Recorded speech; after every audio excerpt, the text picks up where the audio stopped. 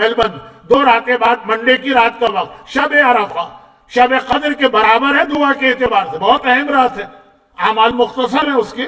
ہاں day of Arafat کے اعمال زیادہ ہیں، وہ اعلان آپ کے پاس آ جائے گا. شب عرفہ بہت مختصر اعمال ہیں، آدھے گھنٹے کے. لیکن جب کہا جائے کہ اب دعا مانگی، کیا دعائیں لوگ مانگیں گے؟ جو مانگیں گے وہ صحیح ہے، غلط نہیں. روزی رزق کی دعا، شادی کی دعا، اولاد کی دعا، تعلیم کی دعا، امیگریشن کی دعا، یہ ساری دعائیں مانگیں گے نا.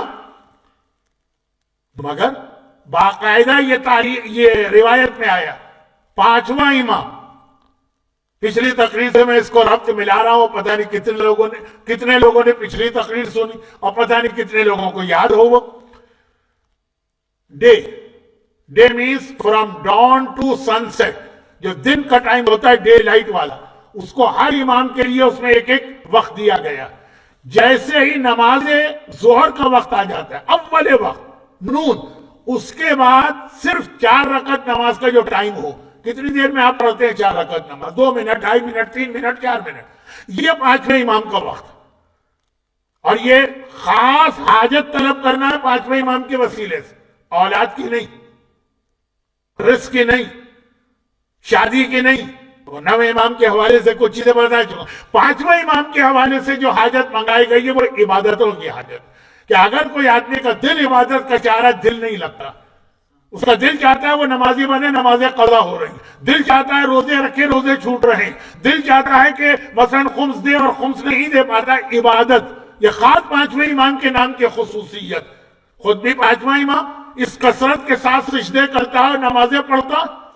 اور جو امام کا ٹائم ہے نون، اس کے بعد 4 رکعت کا جو ٹائم ہوتا ہے، اسٹیمیٹڈ ٹائم 5 منٹ رکھ لیجیے. یہ خاص ان لوگوں کے لیے، مختصر اپنے الفاظ میں یہ حاجت پیش کرنے کے لیے 5واں امام.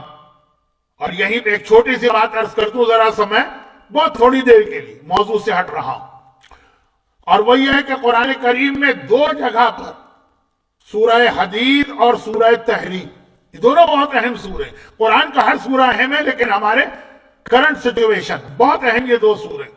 2 جگہوں پہ قرآن نے قیامت کے میدان کا ایک تذکرہ کرتے ہوئے کہا یوم ترل مومنین والمومنات نورہم یسعی من بین ایدیہم و بایمانہم. کہ قیامت کے دن تم مومنین اور مومنات کو دیکھو گے. یوجولی قرآن صرف مومنین کا لفظ استعمال کرتا ہے، مومنات اس میں خود بخود آ جاتی ہیں، مگر یہ اتنا اہم میسج تھا الگ الگ کر کے کہا. تم مومنین اور مومنات کو دیکھو گے قیامت کے دن کہ ان کے آگے آگے ان کا نور چل رہا. جب وہ قیامت کے میدان میں آئیں گے اور جنت تک جائیں گے تو ان کا نور آگے چل رہا ہے، آگے نور ہے اور اس کے پیچھے پیچھے یہ لوگ آ رہے ہیں. اور ایسا کہ پھر قرآن نے آگے اس کے بعد کی فوراً آیت میں کہا وَيَوْمَ تَرَى الْمُنَافِقِينَ وَالْمُنَافِقَاتِ، اور تم منافقوں کو دیکھو گے، مرد منافق عورت منافقہ. وہ ان مومنوں سے کہیں گے انظرنا، ذرا ٹھہر جاؤ، اقتبس من نورنا، ہم کو اتنی مہلت دے دو کہ ہم تھوڑا سا نور تم سے لے کے اپنے لیے آسانی پیدا کرے. اور مومن کیا کہے گا کہ جاؤ جن کو مانتے تھے نور انہی سے لو.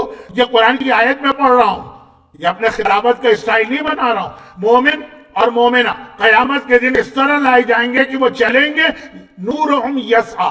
صحیح واجبات حج میں سے ایک واجب ہے، واجبات، کیونکہ اب حج کی تاریخیں ہیں نا، میری زبان میں لفظ آ جاتے ہیں.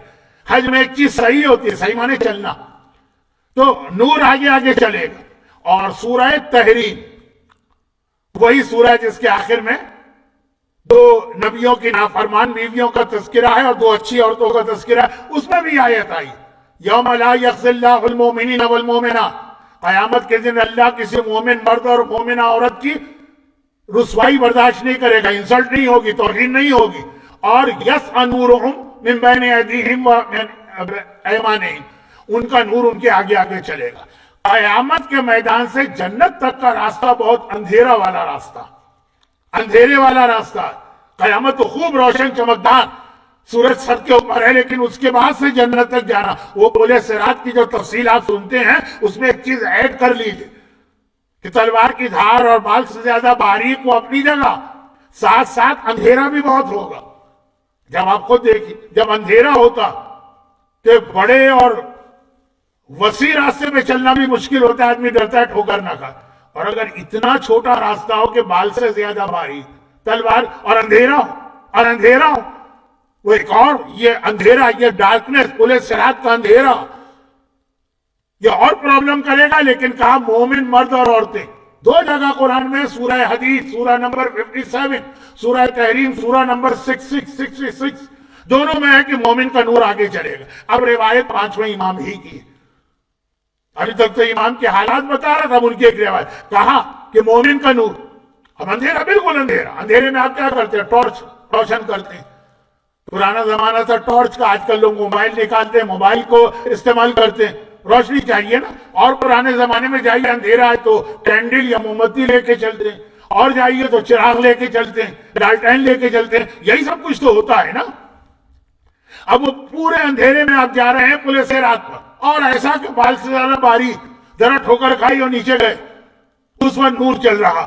معصوم فرماتے ہیں، ہمارے 5ویں امام فرماتے ہیں، پتہ ہے یہ نور مومن کو کہاں سے ملے گا؟ یہ نور اس کے اعضائے سجدہ سے نکلے گا. جو مومن زندگی میں سجدہ کرتا چلا رہا ہے، اس کے 7 اعضاء اس دن نور دے رہے ہوں گے. اس کی پیشانی، اس کی دونوں ہتھیلیاں، اس کے دونوں گھٹنے، اس کے پاؤں کے دونوں انگوٹھے، ان کا نور ہوگا. یہ نماز کا نور ہے، یہ سجدے کا نور ہے، یہ اعضائے سجدے کا نور ہے جو ہمیں پورے صراط سے لے کے جنت کے دروازے تک پہنچائے گا. یہ 5ویں امام کی حدیث ہے. کون 5واں امام؟ یہ حدیث کیسے میں نے پڑھی کہ خود 5واں امام اس کثرت سے سجدے کر رہا اور اس کا ایک بینیفٹ بتا رہا کہ اس کا ایک بہت بڑا بینیفٹ یہ کس کا؟ سجدوں کا، نماز کا. ایک بینیفٹ اور سن لیجئے 5ویں امام ہی کی زبان سے. راوی نے ایک مرتبہ کہا کہ مولا آپ کے پاس آتا ہوں اور آپ اس محفل میں بیٹھتا ہوں تو ڈر بہت لگتا. جب لوگ ہم سے آ کے کہتے ہیں نا تو مولانا آپ ڈراتے بہت ہیں، تو اب تو لوگ آتے ہی نہیں ہیں، لیکن ایک زمانے میں آتے تھے، اس لیے آتے تھے کہ مجبوری تھی. اس علاقے میں صرف میں ہی مجلسیں پڑھتا تھا، جائیں تو کہاں جائیں. ڈراتے بہت ہیں آپ مولانا. تو ذرا اطمینان ہوتا ہے کہ یہ میں نہیں، یہ تو 5ویں امام سے کہا کہ مولا آپ ڈراتے بہت ہیں. اور کس طرح سے ڈراتے ہیں وہ 2-3 روایتیں بعد میں پڑھوں گا. صرف ایک روایت اصول کافی کی سن لیں. اصول کافی جس کے بارے میں کہا گیا کہ شیعت کی سب سے مشہور کتاب اصول کافی. کیا روایت ہے؟ ما انا براۃ من النار، ہمارا ساتھ دینا کسی کو جہنم سے آزاد نہیں کروائے گا. یہ نہ ہو کہ تم نے نعرہ لگایا 5ویں امام کے نام کا اور سمجھے کہ جہنم سے آزاد ہو گئے.